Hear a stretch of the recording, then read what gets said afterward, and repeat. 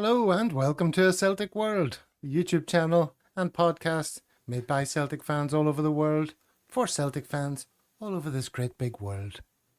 From Coatbridge to Como, Ecclefechan to Epstein Island, wherever you happen to be watching from, you're very much part of A Celtic World. And it's a bit like the first day back at school. Haven't seen these guys for ages. None of us can remember how to set up for a podcast.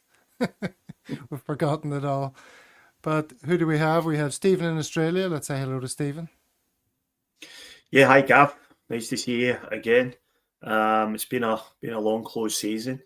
As you probably know, I've been home back in Scotland, back in the old country, for a few weeks. So that was great. Great to get home, great to reconnect, and great to see everyone. So I had a great time.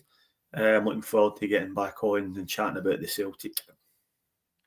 Well, we might touch on your travels just a little bit later on. Let's go to the other person we haven't seen in ages, and that's Brian. What up, Brian? Hey, Gav. Hey, guys. Good to see you. Delighted to be back. I'm done with ladies football. I'm done with tennis. I'm done with everything. I just want to watch Celtic and, talk about Celtic and not be talking about rubbish about, we're going to sign this, that, and the other, and just get the people on the park and let's start playing. Absolutely. Well, someone who's never off the park of Celtic podcasts appearances, that is Kaiser. Kaiser, you've been keeping fit all summer, appearing here and elsewhere. Yes, I received a schedule from the medical team behind A Celtic World, trusting me to keep active in the pre-season. And unlike Liam Scales, I actually stuck to it and returned fighting fit and ready for action. Good morning, Stephen, Brian, Gav, nice to see you again. And everybody in the chat as well. Good morning to everybody in the chat. Thanks for being here. Make sure you're dropping a like. Yes, indeed. Hello to everyone in the chat. How you all doing? So what we're going to talk about, well, I don't really have a menu to refer to, but I suppose if we refer to the thumbnail, of course, it doesn't say it's Business Tim. The E is hidden there by the logo. It's business time. What's that a reference to, Brian? Is that Flight of the Conchords? No. Yes, I recognise your man. I'm not very with it. Is that what it is? No? Yes, it is. It is. Did you know that, Stephen? No, I didn't. Have you heard of Flight of the Conchords? What? No, I haven't. What is it? Oh. You'll have to educate me, Gav. A couple of New Zealand musicians who did this sort of comedy show about their lives in New York. And it was absolutely massive. And they shone really brightly. They were big stars for a moment. And then they disappeared. You don't see them much now, do you? Anyone seen them? Occasionally one of them will pop up in something else. Yeah, your man's, the guy with the glasses, has been in An Evening with Beverly Loughlin, which is one of the most underrated and hilarious movies. It's your woman, what do you call her? She's in, Jesus, here we go again. White Lotus, second series. Oh, yeah. She's quite attractive in an ugly kind of way. She's not really... not Stifler's mom. No, definitely not her. No, the other one who... her boyfriend. Oh, I know who you mean. Aubrey Plaza. Yeah, she's great. She's something about her. She's dead cheeky, but trying to be Mr. PC here, Mr. Diversity. So better watch what I'm saying. Well, that's a roundabout way of saying yes. It's business time. What does that mean, right? So that's the menu for today. Well, the nature of the pre-season games is increasing in importance. We're getting to the business end of pre-season, not the crappy initial games. We're in the summer transfer window, obviously, and arrivals and departures are dominating our thoughts. I think it's fair to say that business. And of course, there's increased speculation about the future of our manager and when's he going to sign another contract. So those are kind of three of the pillars of today's conversation. That's why it's business time. See, it works on so many levels, Kaiser. You like that? Yeah, I definitely do. I had no idea Flight of the Conchords either, Stephen, so you're not the only one. I assumed you would. No, like 50% is. I've not got a clue. I've never actually seen Flight of the Conchords. Just recognise your man from it. That's Oh, it's very funny. what we do in the shadows. He's in that as well, isn't he? With the vampires. Okay. Matt Berry. He's in Yeah. it also. Okay. Okay. It So must Speaking be of Yeah. comedy shows, has anybody seen the first episode of the new season of South Park? No. Oh yes, I've seen clips of it on Yeah, I've Twitter seen clips today. of it. I haven't had a chance to watch the whole thing. It looks absolutely bonkers. I think, you know, there's a lot of references to Donald Trump's penis in it. And I think if you like South Park, you might want to watch it because I don't think it'll be on the air for much longer. No, and isn't the point that they've just signed a bumper contract with Paramount? Yeah. Yeah. So they can't go back on it, and they're trying to do a merger and all this sort of stuff. Yeah. And Trump is putting his finger on the scales of everything. Hence Stephen Colbert getting cancelled. Doesn't that all play into the same sort of Yeah, theme? it's all related. It's all related, yeah. All right, well, enough of this sort of side chat. Let's talk about Celtic. Let's talk about, well, this is something that Brian already mentioned backstage. This very sad news, Brian. Do you want to lead on this? Yeah. I remember, I don't know if he's in it. I think I just have watched Paul Larkin's movie. He did Anyone But Celtic. It's about sort of refereeing corruption, and Big John Fallon was on that. He was, I think I met him once in Glasgow. I met him, went up and shook his hand.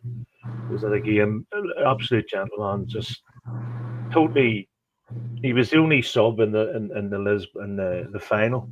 They only allowed goalkeeping subs. But an absolute gentleman, Celtic ambassador, another one down, and it's Bobby Lennox, Willie Wallace, I think that's, and then Jim Craig, the only three left, which is very, very sad. Another good man, especially on the back of John Clark, God rest his soul.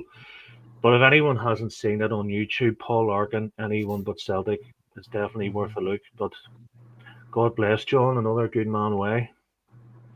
And you just showed us a book there. Yeah, just pulled that out of you can see that fresh-faced young man. But he was at Celtic whenever the dark days, he's the late 50s, and people always talk about Ronnie Simpson being the main man, and John being sort of number two, but an absolute lovely man, and he came over to Northern Ireland a few times. I think he was over in the mid-80s. Paddy's referencing that. All right, Paddy's just doing that, yeah. But sad, just breaks your heart, But the show must go on, but it's very sad. I actually bumped into Bobby Lennox when I was at home. He's a local to where I'm from. And yeah, I mean, I think it's fair to say the years are catching up with Bobby, but he's still in good form, and it was really nice to see him. I think my favourite story about John Fallon, it's not a particularly nice one actually, was the fact that they took his European Cup winners medal off him in the dressing room at Lisbon to give to Sir Robert Kelly, the Celtic chairman, who I have no idea what business he had getting a medal. And he never got it back until many, many years later when the club, in credit to Peter Lowell, and this is probably the only credit I'll give Peter Lowell tonight, credit to Peter Lowell, he arranged to get a medal made for John, and they presented it to him in a nice ceremony. So at the end of the day, the club did the right thing, but what a terrible thing for Jock Stein to do in the dressing room in Lisbon. Even although he hadn't played any part in the game, he was still part of the squad, and it was an absolute disgrace. Yes, indeed. Did you see, by the way, connecting a couple of references we've made already on the show? Did you see Trump pocketed a medal at the Club World Cup final? Yeah, doing John Terry. Huh? He was doing a John Terry. He wasn't in full strip, thankfully.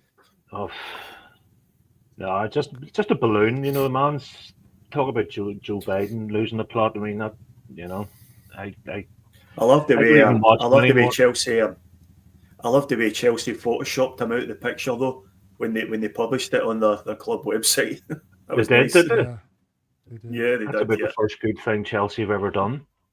yeah.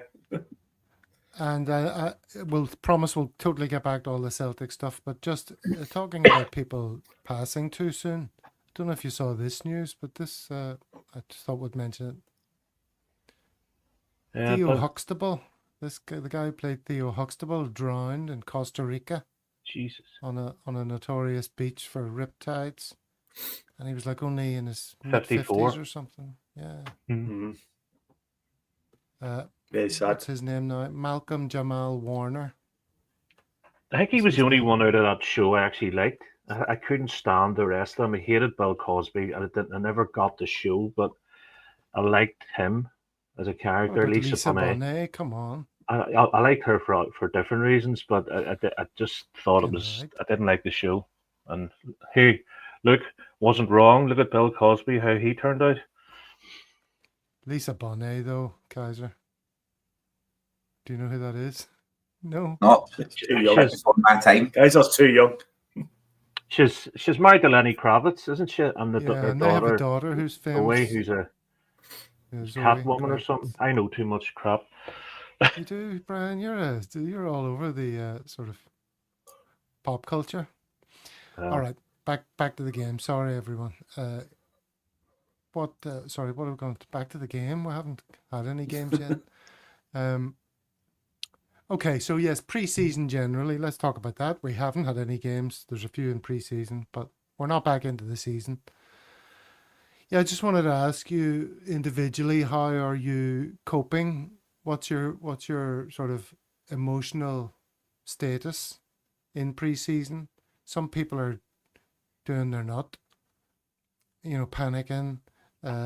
Some people are zen. Some people aren't paying attention. Don't know about you, but I haven't watched a single minute of live football this preseason, and I just ignore everything until I just want to be sort of zapped into the future, till the preseason's over, and then I'll start reacting emotionally to the state of play once I know what the Celtic team squad look like.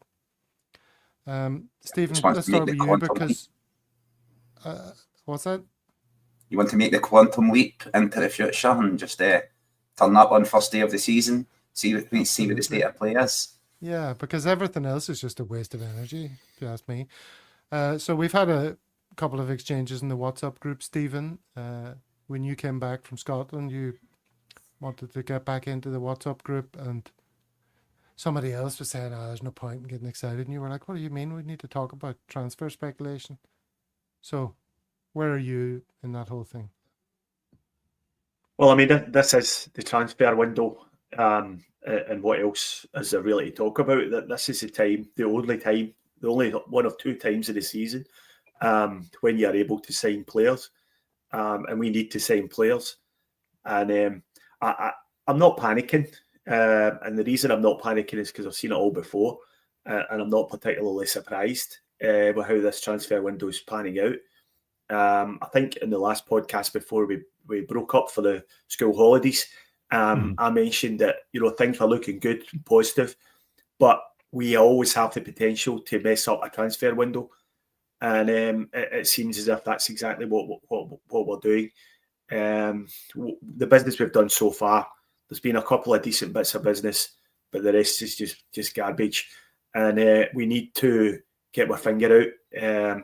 We play a competitive game in 10 days' time, right? Not in a month, not in 2 months. It's in 10 days' time we play St Mirren, and that's a game we struggled to get a draw at the tail end of last season with a late goal from James Forrest. So this isn't. We don't have loads of time, as everyone's alluding to. Everyone's saying, we got plenty of time in the transfer window. Our season starts next week, right? The players we need, the players the manager wants, should be in by now. There isn't any excuses. There's no reason for it. We're entering what I like to call the Occam's razor section of the transfer window, where all these sort of theories have been thrown around about why we're not signing players. we're waiting to see what's available at the end of the transfer window. We're waiting to see how the Champions League draw goes and all that. But the obvious answer is the manager's leaving. Mm-hmm. And that's why they don't want to spend any money. So that to me, that's 100% in my head nailed on that Brendan Rodgers is leaving at the end of the season. And there isn't any other explanation as to why, A, we're not signing players at all, and B, the ones who we have signed were pissing around in the 1 to 3 million bracket again, despite having showed signs last season that we had realised that was not the way to conduct transfer business for a Champions League club. So I think we all need to get our head around the fact that Rodgers is going, and then probably you'll take a more realistic view of what to expect for the rest of the transfer window. Just before anyone else responds to that, and we'll come to you after this, Kaiser. Does that mean if we do go out and sign 3 players for a combined 30 million, that Rodgers is definitely signing a new contract? Well, we won't. In my humble opinion, we won't. In my opinion, the team that's there today will be the team that takes the field in the Champions League qualifier in 4 or 5 weeks' time. That's my opinion. Any transfer window business we do, I think will be done in the last week of the window, after we know whether we're in the Champions League group or not. But I don't see any business being done in the near future. And to be honest with you, there's no speculation apart from some weird stuff from obscure Twitter accounts. There's no real names been linked. And let's not forget, last season at this time, we knew who we were signing. We knew we were after Arne Engels. We knew we were after Adam Ida. It's just a question of getting the deals over the line. There's nobody being mentioned in that breath at the moment. We've made a good signing in Kieran Tierney, which was done in January. Benji Nygren looks a player. We look as if we've won a watch there, but with the transfer fee and his contract situation. But the rest, forget it. We're signing players basically to develop with no real plan how to develop them. We don't have anywhere to play development players. We don't have a reserve team. So unless you loan these players out, then they're just going to sit in the stand and take up wages. So I just don't see any strategy at all. We've got no wingers. We've got the one winger who we might have left on the bench. It seems to be being ushered out the door to Norwich, if you believe the rumours. And with Brendan Rodgers, every game last season, he changed winger. He changed at least one winger on the 60th minute mark, sometimes 2, and he just can't do that now. So we've actively changed the way we're going to have to play the game by our lack of transfer business, and it's not acceptable. Kaiser. Yeah, I'm the other end of the scale. I think we're clearing the decks, sorting the wheat from the chaff, getting rid of the departure lounge is stowed, of course, getting rid of all these hang-around players and establishing real squad depth. I think the business that we've done early in the window is to establish the squad depth, players that you're going to have there, and they may be bench players, but they come on in the 60th, 70th minute. Inamura, fantastic signing. Everyone was downbeat about it because of his transfer fee. Shin Yamada looks like another one who I'm enthused about. Looking forward to seeing him. Can't make any judgments, of course, until I've seen him. And I've watched every single pre-season game. I've digested every piece of news that's coming out of the club. And I think Celtic are going to bring in at least 5 players before the end of the window. Brendan made comments yesterday saying he's taking responsibility for it. It's his neck that's on the line. It's if the window fails drastically, then it's going to be laying at his feet. And yeah, just kind of the opposite of the way Stephen's thinking there. Stephen kind of sums up the Celtic DA community, and I'm more enthused. I think we're going to bring in at least 2 wingers, another striker, a defensive midfielder, left back cover for Kieran Tierney still to come in, even though Inamura has come in and done well.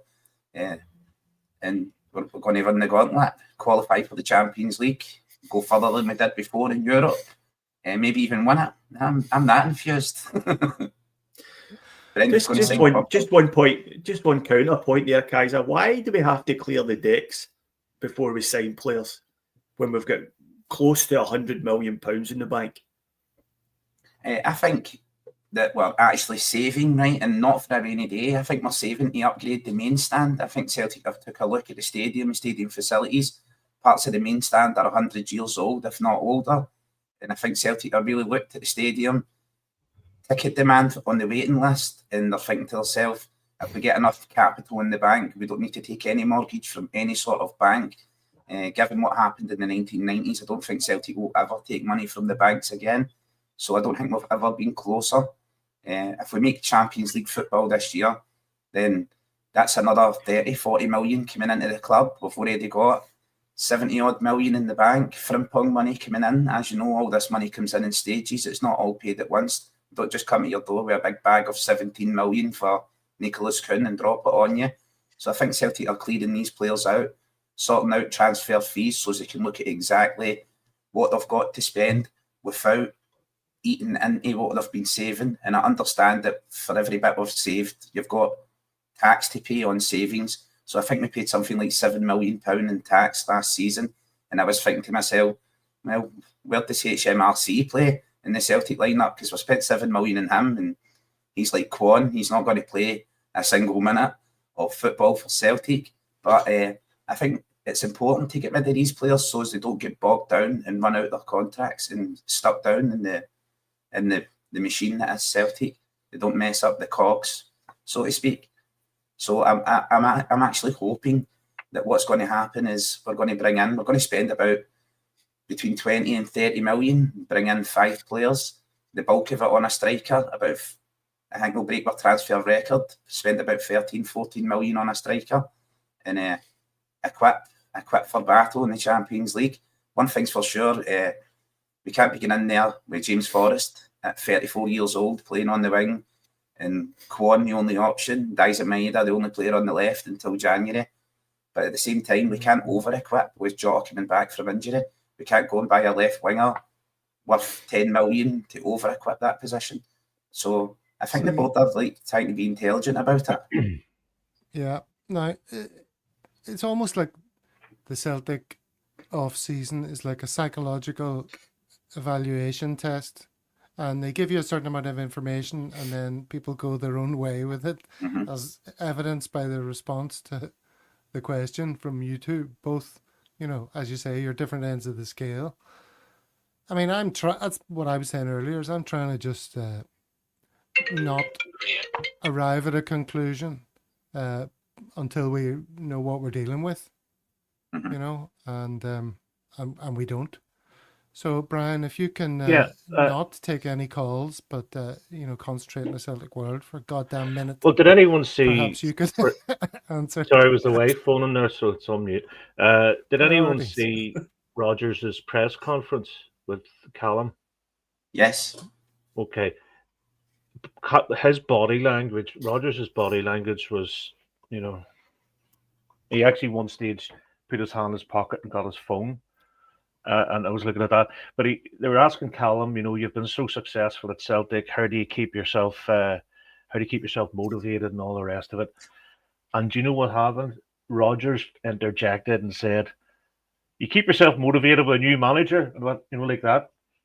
And I agree. Unfortunately, I agree with Stephen. I think we're downsizing. And if you hear me out for a wee second here, we've brought in Negrin. Okay, we've lost Kuhn. We've brought in Osmond, who's a squad player, Inamura squad, Yamada squad, KT number 1, Doohan squad. So these are the people who, when Rodgers came out and said, about reinforcing, we want to go into the season stronger than we were last season. Okay, so straight away, Kuhn is gone, Telio's out on loan, Palmer's out on loan, Welsh is injured, Taylor's gone, Bain's gone, Montgomery's out on loan. Word on the street is Yang's going to Norwich, Kwan's going to Nantes, Jota is injured, Navratsky. You might want to pronounce that again. Which one? The French club. Nantes. What did you say? Nantes. Nantes. We've already had Epstein Island here. We're going to get removed from YouTube. Nantes. Jota's injured. Navratsky's gone. Lagerbielke is somewhere, but he's not going to be playing for us. Schloop's away, who's signing for Norwich. And Home, where is he? So really, I don't think. I think Rodgers is gone. Potentially, Sean Maloney's going to come in. I don't know. I could see Rodgers going pre-Christmas. I could even see him, and then I could see him going if we don't qualify for the Champions League. I think. I mean, he said he guarantees he's going to be here for the duration of his contract. He said that. I don't know if it. I don't know. He also if said. you'd He heard also the said in whispers. that interview. Hold on. He also said in that interview you were talking about, Brian, that he is confident that they're going to bring in the players that they need. But he's playing the game, Gav. He's playing the What game. else is he going to say, Gav? What else? What You else do you can't say expect him to anything. say? You know, he's sitting there. What was your opinion about? If I'm sitting on this podcast and I'm like this every 2 minutes, fucking checking my phone and doing this, you're going to whisper that. Well, I am anyway, because I'm most ADHD. But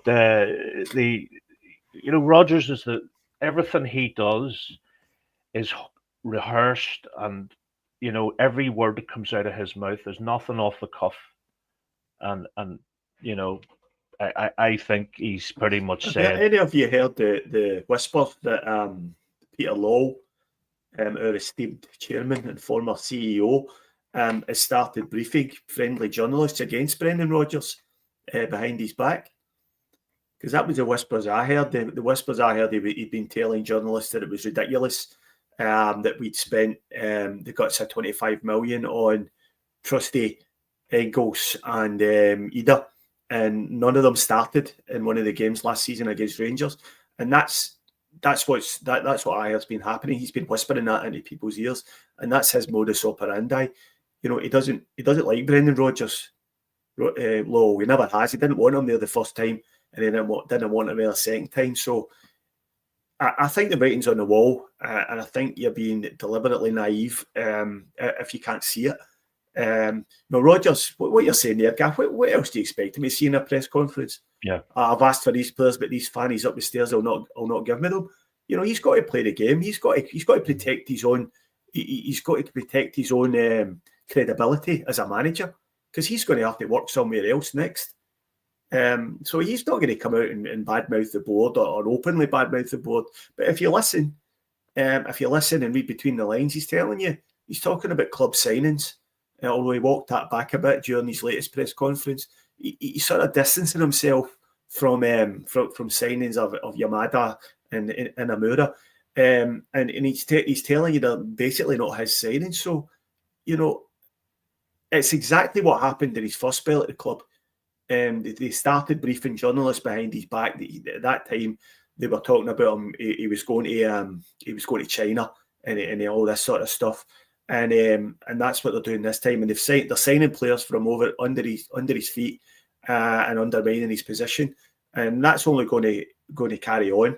And I know Rodgers is committed himself to finishing next season, but I'm not sure if I disagree with Brian. I'm not sure if he'll last this season. Well, It's let's pretty do the insane. chicken and egg here, Kaiser. Yeah. How did we get to this situation? Do you think it's a case of Rodgers has been in discussions about his future and he was only ever going to do his 3 years? I've always thought that. I never thought he was going to do longer than his contract. Ever since we did that episode on the European coefficient, I thought, that's why he signed that length of contract. He'll be off. And is it because he's not committing to a new contract that the board are less reluctant to put their hands in their pockets and let him spend big, given his recent activities in the transfer market, spending big money, which haven't been a rip-roaring success, you have to say, those 3 players last season. Maybe they'll come good, who knows? Or is it the other way around? Are you suggesting that, or Kaiser, is it the other way around that he's frustrated with the board's intransigence and therefore not going to sign a new contract? I think what came first, the chicken or the egg? What laid the egg may have been a licking, but what hatched from it was definitely a chicken. We are here, and this is Brendan's redemption arc. You think 3 years is enough to redeem and repair his legacy, what he's done right now? I certainly don't. I think he's here for the long haul. I think he's here for the 10. I think Brendan's looking at the club, and the club's also looking at Brendan, Peter Lawwell and co looking to sign players. I think they are thinking to themselves, no man's bigger than the club, but they should also be turning that mirror around and looking at themselves. I think it's insane to judge a guy's body language when he's disinterested at a press event where people are asking him questions like what kind of ice cream he likes and stuff and what he thinks of the city, and they're also asking Callum McGregor questions beside him. So, like, to say he's not infused there, I can understand that, but I wouldn't be reading too much into his body language in a press event for a friendly. But for me, I think the board are going to back Brendan, mostly forced over a barrel by Dermot Desmond. I know they had a sit-down meal and spoke about things. So I think it's very much the other way around. And Peter Lawwell can pour poison in whatever ears he wants. I've not heard anything about that. It's news to me. But we all know that Peter Lawwell doesn't like Brendan anyway. So I think... Sorry, you got in, Brian. I'll be back in 1 second anyway. I can still hear you, but I need to answer the front door, right? No, I wonder what the conversation was with Brendan Rodgers and Kieran Tierney, or was that a conversation, or was it more a club thing? You know, because why would you look at Kyogo and Ren and all the rest of it? Kyogo goes to Ren, 2 weeks later the manager's gone. He's sitting, you know. So what do you think has convinced Kieran Tierney, who I think has been our best player since the days of Dembele, Moussa Dembele, and you know, I think Edward flattered to deceive some days. He was, you know, when he's up for it, he was. When he wasn't, why is KT come back? Obviously, we know he's a fan. Right? You know, I'd walk hands and knees through broken glass to play for the club. But him as a professional, it's a real coup getting him back. Like, he could walk into any top four Premier League. To be honest with you, Brian, he's already answered that question, Kieran Tierney. He's back because he wanted to come home. Yeah. And it's as simple as that. He thought he owed his friends and family and the people who got him to where he was. He thought he owed them to come back. And I don't think he liked living in London. I don't think he liked living away from home. And he said it himself that the plan was, well, not exactly a plan, but he always intended to come back to Celtic at some point. So I don't think you can give too much credit to the club for getting that one over the line. It must have been the easiest deal in the history of football to negotiate, because he's desperate to come back. Yeah. And he also said there was a chance of it happening in January. Now, how it's interesting to me to consider how different the second half of our season would have looked if it had happened in January. I mean, who knows? Would we have got past Bayern Munich in the Champions League with Kieran Tierney in the side? Yeah. We certainly lost a goal at home to Bayern Munich when Greg Taylor got rinsed by the Bayern winger. Would KT have got rinsed like that? Probably not. So, you know, that's another failing. That we fumbled that one as well. If there was an opportunity to get him in January, we should have you know, run through brick walls to get that done, but we didn't. Here we are now. Going to do us any favours. I don't think. Yeah, I think regression in the Champions League and deliberately blocked the move of Kieran Tierney in January. So I don't think the next Rangers player was holding his hat out like, here, take him, improve your chances in the Champions League, do even better. So I think there's a bit of that at play there as well. You can't just lay it all at the board. I think they probably wanted money. I think they probably wanted a bit of money for him to get him 6 months early, and the board have just said no. We're not paying. I don't know how much. I mean, it might have been quite a bit of money. It might have been £2 or £3 million in a fee for the rest of the season, and I think that's probably why he didn't end up coming back. But there is an argument for saying it would have been worth paying that money, considering we've got absolutely stacks of money. But I'm interested to hear anybody who thinks we are going to sign players late in the transfer window. What I want to know is, have you never seen a Celtic transfer window in the past? Yeah. And two, why would we wait? Why would we wait? We've got the most important game in the season coming up at the end of August, the Champions League qualifier. What possible reason would we have for waiting to get these players in the door? I think we've seen it in the last window. We signed players towards the end of the window. We signed like 3 or 4 towards the end. Like McCown came in right in the last day as well. Arnott Engels. I don't think when we sign players and Brendan chooses players to spend money on, be it the player at 9 million in Adam Ida or 11 million in Arne Engels, he doesn't take those players with him when he leaves. They are still club assets. We still have the option to sell them. There is still clubs coming in, despite how lack of enthusiasm lots of Celtic fans have over Arne Engels. There is clubs in Europe coming in and looking at him. There was talk of Atalanta with a bid of 20 million for Arne Engels, and he's only 21 years old, just turned 22. Adam Ida is only 23 years old as well. He's a relative puppy in the world of sport. So there's a lot of time for these players to come good. And we don't even know who we're going to be playing in the qualifier yet. We know we're seeded. So I think the guts of the team that we still have there at the starting 11, you can look at that and say, well, the guts of that team is the team that took Bayern Munich to the very last kick of the ball. The guts of the team are still there, 90% of the team. Okay, Nicholas Kuhn is gone, so we should be looking for a right winger to replace him.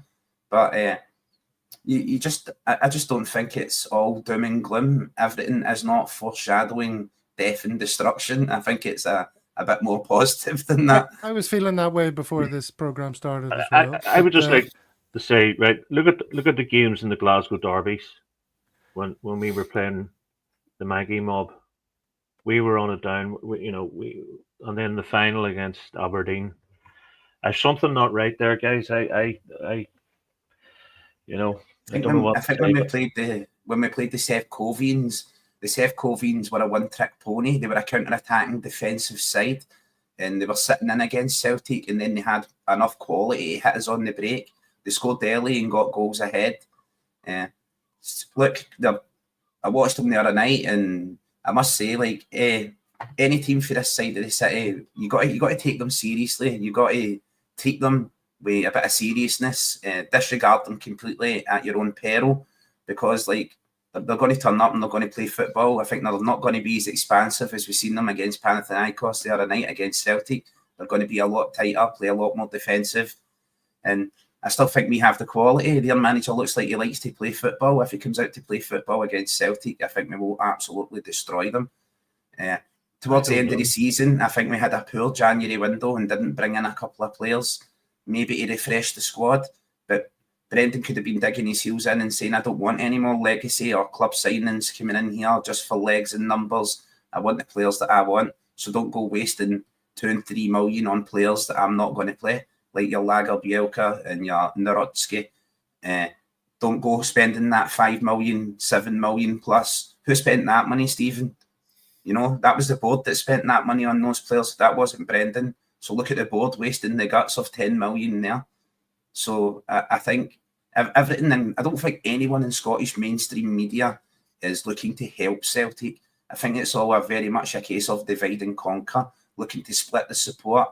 And of course, the lack of action so far would suggest, like as Gav said, right, if we do go out and sign 5 players in their first team starters, does that mean Brendan's signing another 5 years deal then? I think that would be a sign that he probably was, but that's not going to happen. If you look at every transfer window in the history of transfer windows, we've never signed 5 players from this point of the transfer window on. It just doesn't happen. Now, the reason I spoke earlier about Engels, Ida, and Trusty from last year. By this time in the transfer window, everybody was just waiting and then being announced, and we dragged it right through to the end of the transfer window, trying to get them for cheaper. But we didn't get it. We didn't get them and ended up having to pay the money. So there's none of that around at the moment, unless somebody comes right out of nowhere. And that, despite contrary to popular myth, that hardly ever happens when a player comes out of nowhere and signs for Celtic that nobody's ever heard of or nobody's speculated on. So, as I say, this is a team who struggled to beat Aberdeen in the cup final, ended up losing on penalties. And the reason we lost that game is because the quality of the bench just wasn't good enough to turn the game. And we're sitting here with probably less quality on the bench than we had then. It's just ridiculous that our season starts in 10 days' time and we're potentially not going to be able to bring a winger off the bench, and you're going to have to play a 35-year-old James Forrest for 90 minutes. It's not. I mean, I don't know on what planet that's acceptable. Yeah, we are the architects of our own downfall every Yeah. time. We're sleepwalking into an absolute Yeah. disaster area of a season here. And if anybody wants to spin me the positivity on potentially having Sean Maloney as our manager next year, then I'd love to hear that story. Well, okay. Here's another thing. Before I'd like to make the point about managers and turnover and all that, and how there's life before Brendan, there'll be life after Brendan. This season could be tricky if it is his last season, because that's a difficult thing to do, isn't it? To navigate a final season and to keep players motivated and all that. But I was thinking about the managers that were in the mix before Brendan was appointed, and a couple of them have been in the news recently. There was Kaiser and my choice, Kjetil Knutsen, who brought Bodo Glimt to the semi-final of the Europa League. Bodo Glimt to the semi-final of European competition. And then there was your man who took the Leicester job and then got the Chelsea job, Maresca. Those were the kind of guys we were in for back then. So that gives me some hope that, well, first of all, the question is, in an alternative universe, would we have been better off appointing one of those guys? How well has Brendan done for us, really? And what will his legacy be when he leaves? How will we look back at Brendan 2.0? Mm-hmm. I think, and secondly, there's been lots of comments here in the chat about people saying, look, change is inevitable, managers come and go, other people are quite excited by that prospect. Staying at Celtic for 3, bar Billy McNeil or Jock, you've really got a 3-year shelf life as Celtic manager. Strachan stayed for 4 because of Tommy. But I think, I don't know, the pressure is relentless at the club, and Brendan's been there for 5.5 years now. So it maybe just taking its toll. Maybe he just wants to go somewhere, get his tan up and just not have as much pressure. He could go down and manage Monaco and have a great sort of way of life. There's part of me thinking Ange is out there somewhere, as much as I hate him. He's never coming back. You never know. I do think players and signings speak volumes about management and the board, and the board haven't backed him. So I think it's inevitable. But look, we're the consistent. We're the fans. We're here. I've watched Billy McNeil. I've watched Martin O'Neill. I've watched fucking Tony Mowbray, Lenny, Brendan, Ange, you name it. Have I missed anyone out? Apologies. See, that's the point, though, isn't it, Brian? The point is we don't have a great track record in appointing managers, because in the last 20 years, I reckon we've made 3 good managerial appointments, and 2 of them have been Brendan Rodgers, and the other one was an accident. Now, remember the last time Rodgers left, we ended up with Neil Lennon, and we all know where that led to. So be really careful about wishing Brendan Rodgers away. Brendan Rodgers, to me, is at this moment in time is the best manager that we could have at the club, and I think the club should be doing everything they can to keep him here, including indulging if what he wants in the transfer window within reason. We should give him it, and we shouldn't be holding back money, and we should be following what he wants to do, because the next manager, I'm 100% convinced, will come from one of 3 people. It'll be either Sean Maloney, it'll be either Damien Duff, or it'll be Scott Brown. So it's one of those 3 guys is coming next after Brendan Rodgers. So, if you're happy with that scenario, then that fine. But I'm not, and I would rather the club show a slight bit of ambition here and trying. Last year we spoke about trying to make more of a mark in the Champions League. Next year, if we do qualify for the Champions League this coming season, it's going to be harder, because we got quite a favourable draw last year, it has to be said. So it's probably going to be harder. We're going to have to improve to stay still in the Champions League, and to go further, we have to improve a lot. So, that's where I want the club to do. I want the club to try and get better every year. But I don't know whether any of that's is on the agenda for the current board. I think it's all just short-sightedness. It's all just penny pinching, and it's just nonsense. And we go through this most transfer windows. I think if you look at it right, like what was said there, look, after Brendan the first time we got Neil Lennon. Neil Lennon took us to the second 9 in a row in the club's history. Okay, we never got the 10 because COVID and a global pandemic hit. We had a lot of players for the continent who were wanting away and wanting to go back home, see their families, and wanting out of Scotland. So I think you need to take all that with a pinch of salt. And if we do, if Brendan Rodgers does go and we do appoint another manager, he's going to want his own players as well. So the board's going to be spending the guts of money there as well. And if they are spend adverse, they don't want to spend money, then they're going to keep Brendan in the position they are right now, where they're buying a couple of legacy players for $250,000 for Inamura, players like that, and bringing them in and having them equipped about the club, and then spending bigger money on the targets that Brendan actually wants. In my opinion, it seems that that's an easier way to save money than appointing a new manager who's going to demand his own management team, facilities, money to spend on players. And I understand the downturn and thinking to yourself, all right, well, it'll be Sean Maloney, it'll be Scott Brown, but will the Celtic fans accept that? Will we be up there with shark nunchucks, throwing them at the board? Will there be guys outside the stadium shouting at Peter Lawwell, fat controller, spend the money? Because I know that's definitely what's going to happen. Fans are going to be infuriated if that's the kind of downturn at Celtic and the downward trajectory from where we have been.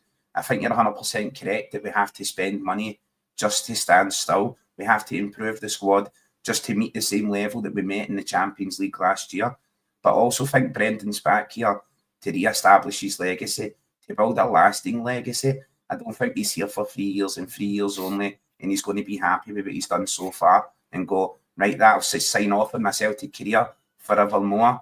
I don't know any managers that have had 3 stints at Celtic. So I don't see him coming back again. I definitely don't see Ange as one of the guys who says never go back. Big Brian's over there pining for the ex-girlfriend he hated. They're like, good in the sack, But, I would rather Celtic just don't spend any money and just say, Rodgers, what do you want? Get the money we're going to waste on project players and development players. Just say, Rodgers, there you are. That's it. Do what you want. Give him $100,000 a week, whatever he needs. Just do it, and rather than ban 15 million and this, that, and the other. He is a good coach. He will develop players. He has developed players. Look at O'Reilly. Look at Kuhn. He never mentions that. He never mentions it. No. But I would rather, as Stephen says, careful what you wish for, because who's knocking around, Yeah, I'm not wishing him away. We're just talking about the realities of the situation and what he wants. Whether Rodgers is leaving or not, this is a massively important season for us. We just can't afford to put a line through it, because it's been well documented about where our Champions League chances are going over the next few years, and that in the large part that's because our club coefficient is absolutely shocking. If our club coefficient had been better, we'd be straight into the groups this year. Now, Scottish football in general, heading to a really dark place in terms of European qualification. But we can counter that by improving our own club coefficient, meaning if we get into the Champions League, we can qualify straight in. If we can make a real difference to our club coefficient. So we just can't afford to just say, Brendan's away, we're just going to sign some, 250 grand Japanese players that's built like the side of a £10 note, and that's going to be fine. We'll try and develop these guys, and we'll see where we go from there and just see where it takes us. This is too important a season for that. We have to do well in Europe this year. Otherwise, we could find ourselves in the wilderness for years. I think if due to club coefficient, if this man came over at this side of the city managed to win and pip us to the league this year, they go straight in because of their coefficient. Yep. And our coefficient next year will see us playing 3 qualifiers. So we'll see us at the level that they're at right now, trying to play 3 qualifiers to qualify. Yep. So I agree with that as well, Stephen. This is not the time for a downturn or engineered decline. This is not the time for that. We will find ourselves in the woods of European football out there in the darkness. So I do think we need to push forward. And that's why I do think, if me and you're sitting here saying it, if you're thinking it, the people in power at Celtic obviously know that as well. They're obviously thinking ahead. They're planning ahead. They've got planning.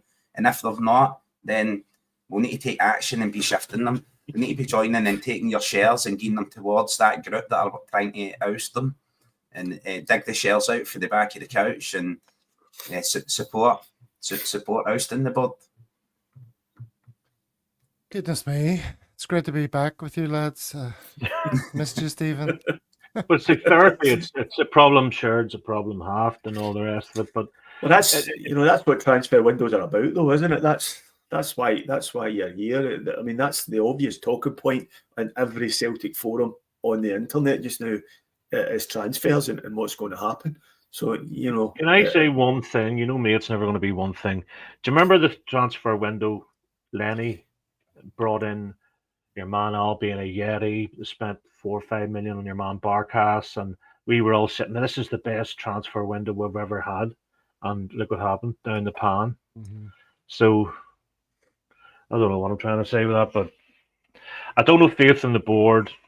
I think we'll get a striker on loan of somebody's kind of Evan Ferguson ilk, a striker who's knocking around, not getting a game, and I think that'll be it. Really, I don't think there's any more. Yeah, I don't think. I honestly don't think they'll sign a striker though, because at the moment you've got four strikers there, right? You've got 4 legitimate first-team strikers, and Yamada, Ida, Kenny, and Osmond. So if one of them goes out on loan, which you have to assume one of them will go out on loan, then that's 3. So are you going to then go and sign a 4th and have again back up to 4 first-team strikers? What do you do with them? Where do you play them? How do you keep them all? How do you keep them all developing? It doesn't make any sense. Somebody mentioned there, Ian Roy says he's going to go sit in a darkened room after all this negativity. Well, I'm in a darkened room. It doesn't help, I have to tell you. The thing about it is, there's nothing coming out from the club. If there was some sort of communication, but without information, there comes a vacuum of noise. So then there's, as Stephen said last year, there is no noise in a vacuum. What's that? It says there is no noise in a vacuum. Yeah, That's very true, Kaiser. Well done. But you put in your place, Brian. That's me putting in place. But there's nothing. I don't know. Either they're not talking to journalists or they're happy with the squad. How could you be happy with the squad that you have when they got beat by the Huns twice and lost the final? And you could say, "Oh, we won the league" and all the rest of it. But I mean, I could have managed a team to win the league last year. It's also scar tissue from previous transfer windows, isn't it? Because we've been here before, and we generally know how the movie ends. So it's definitely scar tissue, and I think that's what worries the Celtic fans. Nobody's got any trust in the board. Nobody's got any trust in particularly Peter Lowell, who shouldn't be near the place anymore. He should have nothing to do with Celtic.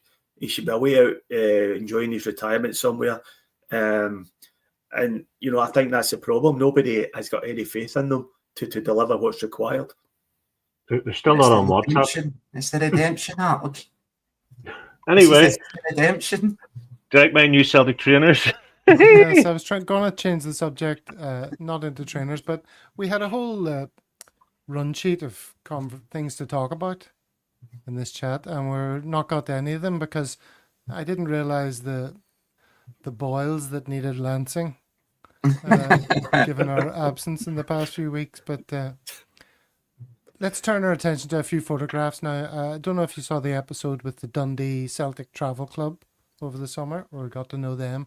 But Innes from them is hopefully going to be joining us a little bit more over the season as a contributor. And that'll be good because he goes on all these jaunts. And he went to Cork. So here's some pictures from his trip in Cork. Look at the weather. Brian, you didn't consider going down for this? I was working that day, Gav. I couldn't get down. Look at that. Looks like Very South Bend. or somewhere. They won the wasn't it? Cork Cup too, and the Adidas Cup. Yeah. A pre-season double, and it's all doom and gloom. Treble's on the way. Yeah. I mean, a lot of it is sort of we're projecting, we're speculating, we're not dealing with a reality, fully informed reality.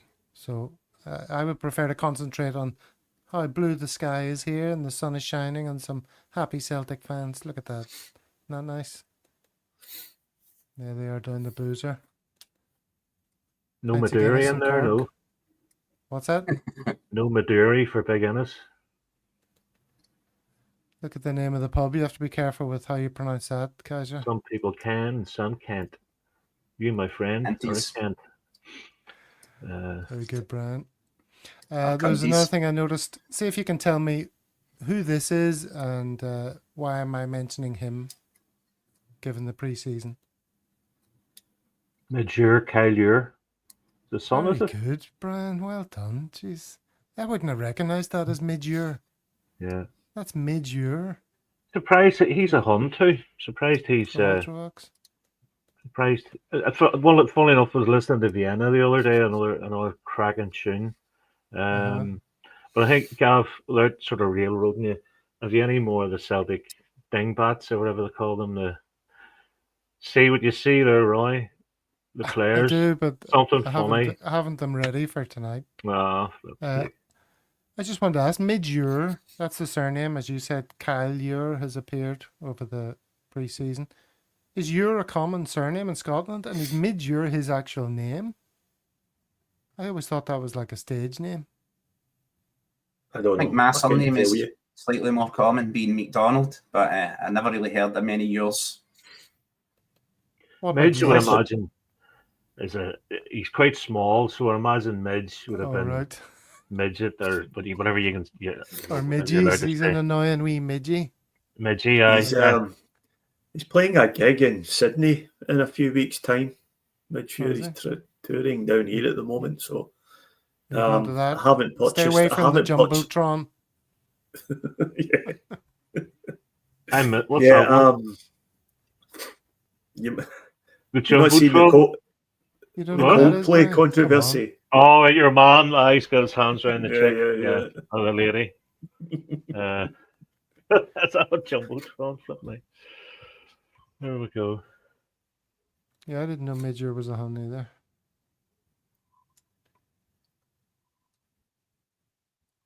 Are you happy doing Yeah, now? What's That's the that? first thing I find out about people. Yeah, I'm Brian, the same. come on, I got rise You stay above on the know, it. I wiki. don't mean it like that. I mean, Rise above. What school did you go to? He's right in there. That what No, school did you go no, to? I don't mean it. I don't mean it that way. I'm just saying it's my favorite Like band. hurling.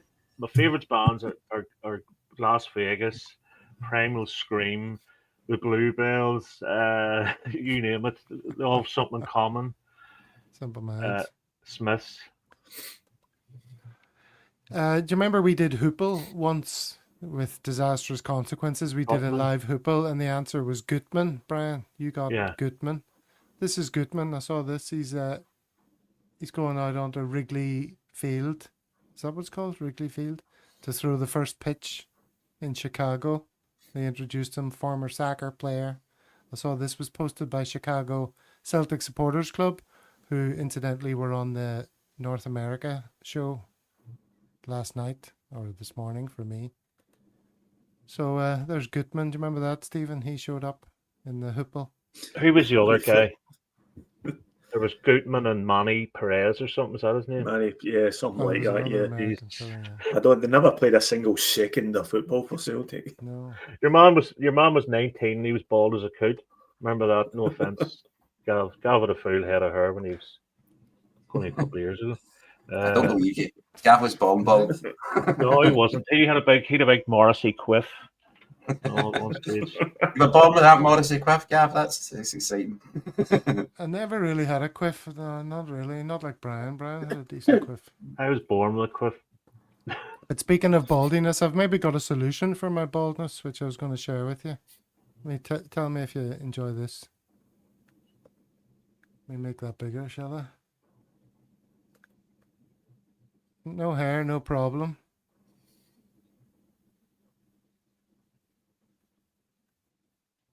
What do you say the hairstyle he gets? Magic. Pretty good. It's pretty good. Huh? Looks like a PSG signing. He looks like that guy from Spurs, doesn't he? Your man, the thong song, what do they call him? Cisco? Richarlison. Ah, that's what I was Richarlison. thinking of. Yeah. Richarlison. Well, that's cheered us all up a little bit of trivia nonsense. So we can all get some sleep tonight. Get to the Get beach, to the Gav. beach. That's what I need to do. You're not wrong. Match on at 7:30 against Ajax tonight. Yes. Oh can't yes, wait. Mickey is going to that. You know, our Mickey Very from good. Rome. He's off to the game tonight. So hopefully there'll be some photos on the socials from him. But we featured Como there 2 weeks ago. We were looking at the pictures of it. What an amazing looking place! Like Como is gorgeous, isn't it? Horrible stadium, beautiful place. Very much on the Well- up and coming, Como, but Yeah, and the stadium's gonna be redesigned. They've got big plans. yes. What about your man? Remember Mickey was saying about Ambrosini, the Napoli forward, the young forward. Was there any mileage on that? I know he sent something through a while back into the group. No. It's just everything's Yeah, I radio don't- silent. I think I that's don't what's think- leaving the space to talk. Yeah. I can't see that being true because that would be another, sort of inverted commas development striker brought in. If they do buy a striker, it's surely going to be someone who's at least destined to be first choice. There's no point in buying another development striker like a young boy or somebody who might be able. I mean, they talk about him as it was a loan with an option to buy, but I can't see the point in that at all. I would imagine it would have been either him or Osmond, and for whatever reason we've picked Osmond.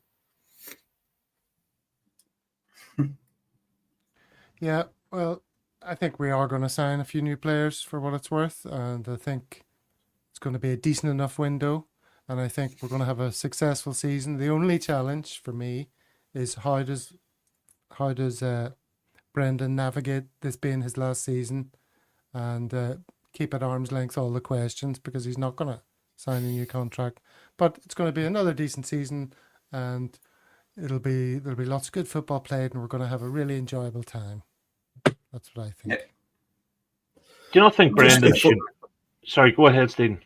Yeah, just before we wrap up, I just wanted to give a shout out to some very nice people who I bumped into in the Celtic Superstore when I was back in Scotland. I walked in the door of the Superstore, and a couple of people came up to me and actually recognised me straight away from a Celtic World, and said how much they enjoyed the show and how they watched us religiously every time we're on. So a big shout out to Paul, Audrey, and Erin, who I said I would mention on the show. So I hope you're watching, guys, and I hope you enjoy. I'm sure you didn't enjoy this particular show, but I hope you keep tuning in.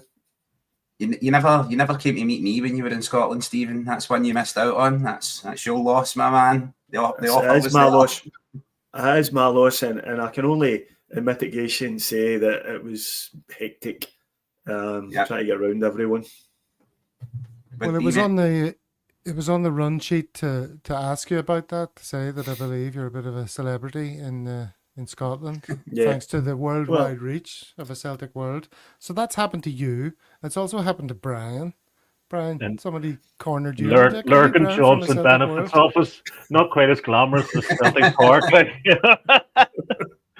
Was inside To be quite honest, I thought someone was taking a piss out of me.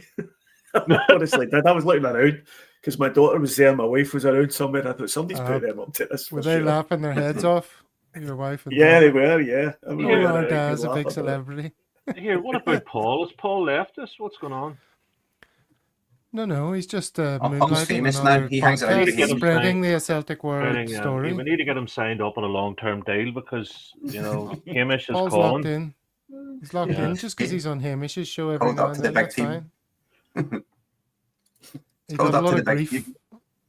in the comments about the size of his beard. Yeah, he took a bit of abuse. Everybody's got an opinion, haven't they? That's the Welcome problem to the when you're young on. team. When you're I'm on just a jealous show. I can't Everybody's go. got an opinion. Yeah, he's Moonlighting. moonlighting. All right. Well, look, on that note, let's leave it there, shall we? Or how about maybe just a quick message to anyone who's watching for the first time? Because 174 people watching live. Good to have you. If you're just dropping by, here's a wee message from you, for you, from some of our Italian fans in honor of the Como Cup. Ciao ragazzi. I cannot believe how great A Celtic World is. Magnificent. It's very important to subscribe. Everybody do it immediately. Okay. That's a genuine fan of A Celtic World who's Italian speaking there. Not at all, just one of those AI voice generated things. So there you go. Subscribe immediately. It sounds a lot better. All right, thanks everyone in the chat as always. There's lots of people chatting. Sorry if I didn't get to your messages. Pete McGee accusing us of racism. We always go for at least one accusation of an ism per episode. There's no such thing as racism, Pete McGee. That's- But the human not on race, this there's only one channel. race in this planet. Many different tribes, many different colours, but That's there's only one right. race in the planet. Not on this channel. All right, lads. Thank you, Brian, Stephen, Kaiser, as always. An absolute delight Hail, hail. to see you, and good to see you again, chaps. Yeah. Looking Yeah. forward to the season Yeah. getting underway and It's just therapeutic. talking about games and talking about therapeutic. facts Bleach. and having some information rather than our own speculative concerns taking over. It'll all be all right in the end, Stephen. Don't you worry. Okay. Hope so. See you, lads. See you later, hail, hail legends. Yeah, Hail, hail. Yeah, yeah.